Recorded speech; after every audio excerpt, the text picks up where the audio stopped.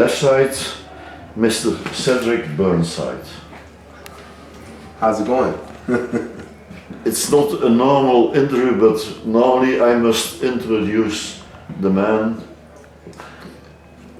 with a name Burnside. I don't need to do that.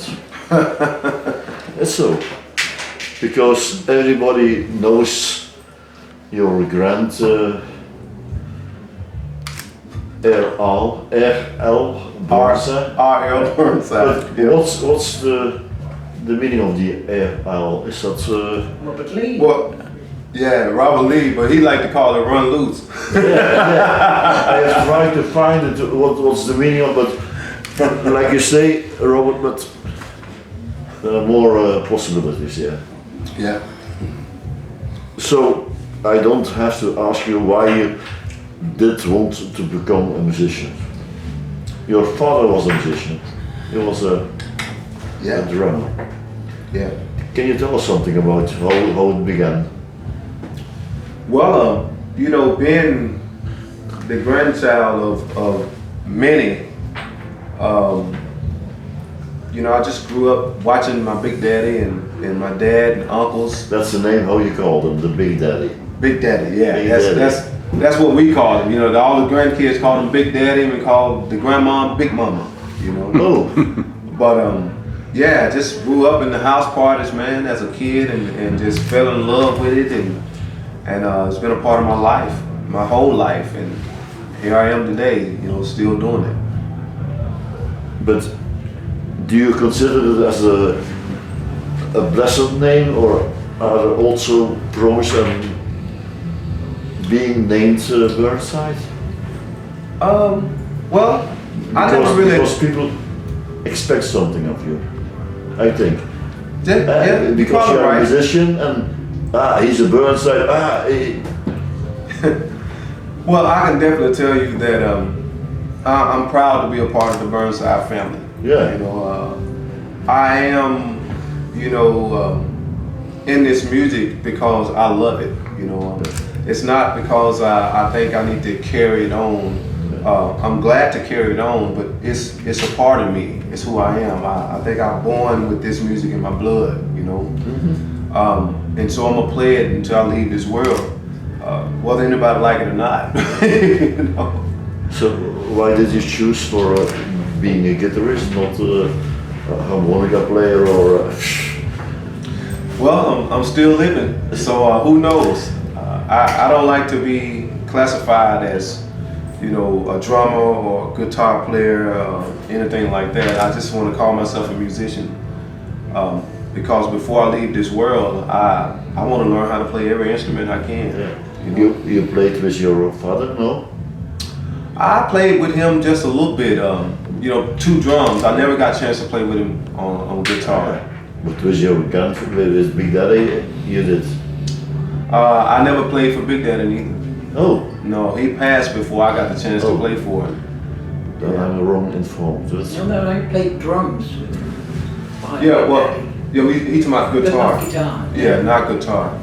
Yeah. And by the way, Elma, this is my stepmama right here. Hi, Elma. This is my daddy and girlfriend for 11, 12 years over here. All right. How many? 12. Yeah, I thought it was like 12. Okay, we are now past the pandemic, past Corona. Woo! How did you Thank the Lord. spend those months? Was it heavy for you? Difficult for you? That's a great question, man. That is a really great question. For me, I think every musician, you can perform, you're at home, maybe you write a thing or you do a song, but it must be terrific. Misery. To be honest, misery. To be honest with you, man, during the pandemic, it was devastating. But I got a chance to do some things that I never would have did if it wasn't for the pandemic. Yeah. So some good things did come out of it for me. I got my fishing and hunting license. I know that might not mean a whole lot, but I always wanted my fishing and hunting license, so I finally got those. I went online and took the test, and I got my card, and I was very proud. And I got into hunting, and getting into hunting, I got into birds, believe it or not. Yeah. So I got into birds of prey, and so now I'm studying to become a falconer, believe it or not. What is? I'm an apprentice, and I got Okay, what is for us a sponsor. flapper? That's someone who we don't know the name. It's a falconer, someone who deal with birds. Oh yeah. Call me the Birdman a little bit. So you got to meet many young people and with the child, and okay. You're now performing in Europe. Yes. Do you think that we are another kind of audience than in America? That's a great question. Man, every time I come over here, you guys party like a rock star, so I think that the energy is great when I come over here from the crowds. I think they really love the music, and I appreciate them for welcoming me back every time, Okay, and then at what age did you start as a musician? Was very young, I think. Well, I started playing in the juke joints at age 10. Yeah, and then I went on my first tour with my Big Daddy when I turned about 13 years old. I went on my first tour. And you knew that you wanted to become a blues musician. I knew it at a young age. I knew I wanted to do this for the rest of my life. Why blues and why not rockabilly or name it, whatever you want? Blues was that house that I grew up in. It was blues, so I didn't know anything about rock or anything else but blues. This afternoon there was a band here, the GA20. GA20, I saw them over there. Three young guys, and they told us this: when you don't like the blues, you have to listen to the shit rock. That's what they said on stage. If you don't like the blues, can you understand that or? I cannot. I cannot, yeah. Why did you want to become a guitarist? Because your daddy was a drummer, and I read somewhere that many guitarists say that you have to be somewhere a drummer because of the groove. Is it so? Because can you feel it when you're playing that the man behind the drums has a very important thing to do? Yeah. To answer your first question, I want to play as many instruments as I possibly can before I leave this world. So I chose to pick up the guitar because I wanted to first learn something different, and just play music in my head like I really hear it. Because I always had to sound it out with my mouth, to other guitar players, and they'll take what I sound, out and do it their way, which, of course, that's what they have to do to get their feel. They have to do it their way. But now that I can play the guitar, I can play what's in my head exactly how I hear it in my head. Yeah. So I'm really proud. It's definitely that became my newfound love. So the drummer that said you have to be a drummer to be a good guitarist. I don't think so, because there's several great guitar players out there that don't play drums. When I look at the picture of your father, you look like him. Wow. Well, thank you. Yeah. The way he looks, you have the same look. Well, thank you so much. I definitely I am proud to be a part of the Burnside. Yeah, you must be. Okay, we go to 2021. Your album, I Be Trying. I'll be trying. I wrote last week a review on the album. Mm-hmm. For me, it was top album. Thank you. A very good album. One of them waters. I'm gonna have one over here for a minute. Thanks, God. It was produced by Bo Mitchell. Mm-hmm. Why did you choose him? Well, because of Well, I've been knowing Boo for a long time, since I was about 14, 15 years old. And we always talked about doing something together. You know, even at a young age, I wrote my first song when I was 12. But we always talked about doing something together, and you know, years just went by, and we both got busy, and time just never let us, you know, connect.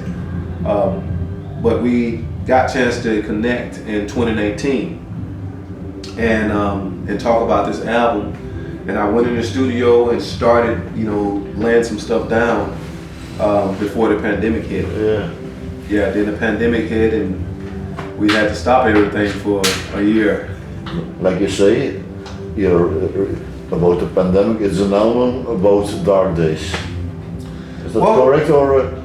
Well, those songs on there really, you know, they kind of touch base to what's going on in the world today. But I did not write those songs for the pandemic. I actually wrote those songs before the pandemic. Yeah, exactly.